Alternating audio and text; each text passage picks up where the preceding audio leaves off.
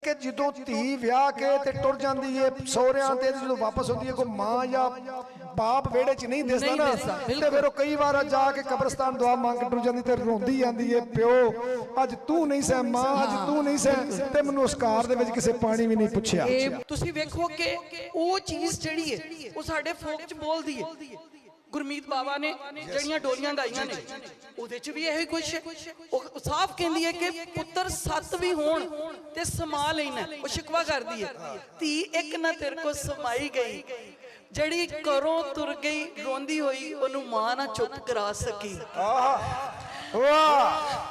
ते एडी वड्डी हकीकत जे कहंदी ना कहारो डोली ना चायो कि मेरा बाबुल आया नहीं वीरा दूर खड़ा रोंदा किसे ने चुप कराया नहीं। ते साडे अंदर बोलदियां ने ना ते दूजे पासे फीता इना मेरिया पापियां ने डोला तोड़ के कच्चा दूध पीता।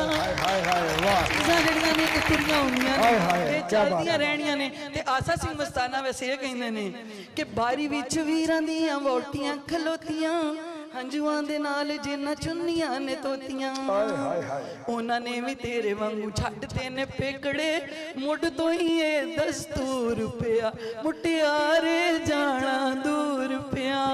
ओ ताड़ियां ला दे यार राती तैनूं दस्सिया इधर कणकां उधर कणकां विच कणकां दे बूर पिया मुटियारे जाना दूर पिया।